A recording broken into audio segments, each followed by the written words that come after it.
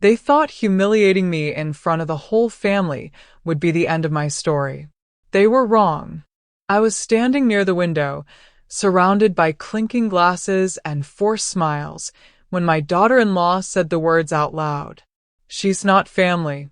She's a burden." And just like that, the room changed. You could feel it. The pause. The tension. The shift. My son stood there right beside her and said nothing. Not a single word. No defense. No hesitation. Just silence. Then came the laughter. A few approving nods. And suddenly, the disrespect people had been hiding for years was no longer hidden at all. I looked at my son, the same boy I had raised with nothing but determination and faith. The child I cared for through sickness, struggle, and sacrifice. The one I gave everything to without ever asking for anything back. He couldn't even look me in the eye. Then my daughter moved me toward the door with cold efficiency, like I was something unwanted, something inconvenient, something easy to remove. I didn't argue. I didn't cry. I didn't make a scene. I smiled and sent one text, because what they didn't know was this. I had already seen everything. For years, I believed love within a family was enough. That sacrifice would speak for itself. That if you gave your whole heart, one day it would be honored. After my husband passed away, I raised my children alone. I worked multiple jobs, skipped rest, skipped joy, sold precious things just to keep the bills paid and food on the table. And when my son got married, I welcomed his wife with open arms.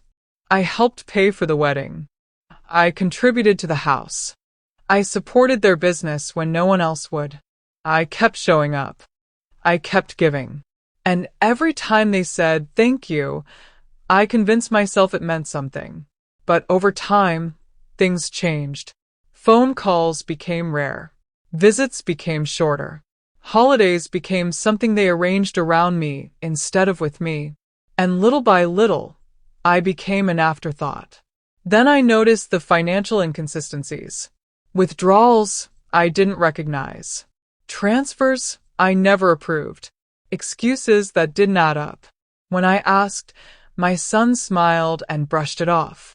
He called it a mistake. And like many mothers do, I chose trust over suspicion.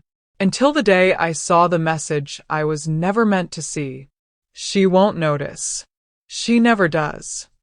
That sentence changed everything. That was the moment I stopped being heartbroken and started paying attention. I didn't confront them. I didn't warn them. I got organized. I met with my attorney, the same one who had helped me years earlier. We reviewed every document, every account, every agreement, every signature. Then I called my accountant, my bank, and the business contacts they never knew I still had influence over. While they were busy dismissing me, I was quietly preparing. That family dinner? The one where they embarrassed me? That was supposed to be their final word. But for me, it was just the beginning. 1 week later, everything shifted. Early that morning, my son's phone was flooded with messages. The business accounts had been frozen. The property was no longer backing their obligations.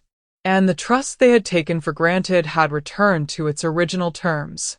My terms. A few hours later, panic set in. Calls, messages, voicemails, excuses. Vendors were stepping back.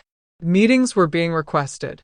Questions were being asked in rooms where answers actually mattered. Then my daughter texted me, "Please don't do this, Mom." I read it.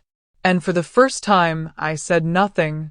3 days later, they came to my door. No invitation. No confidence. Just fear. They stood there pale and shaken, waiting for me to rescue them one more time. My son looked at me and said, "You ruined us." I looked him straight in the eyes and answered calmly, "No. I just stopped protecting you from the consequences of your choices." Then I placed the documents in front of them. Repayment terms. legal clauses, signed agreements. Every detail they ignored because they never thought I would enforce any of it. My daughter-in-law looked at me, stunned. Then she said, "Family doesn't do this." I held her gaze and replied, "Neither does family treat someone like they're disposable." They tried everything after that. Anger, blame, guilt, silence. None of it worked, because this time, I wasn't trying to earn love. I wasn't trying to keep peace. And I certainly wasn't going to keep financing my own disrespect. Now the house is back under my control. The business is moving forward without them. And the same relatives who once had so much to say have gone very quiet. And honestly, that silence feels peaceful. I don't miss the people they became. I miss the people I believed they were. Because real justice doesn't need to be dramatic. It doesn't need applause. It doesn't need revenge to be loud. It simply arrives. Steady, precise, unavoidable, right on time. If this story hit you hard, remember this. Never let loyalty make you blind to disrespect. Know your worth, protect your peace, and never be afraid to take your power back.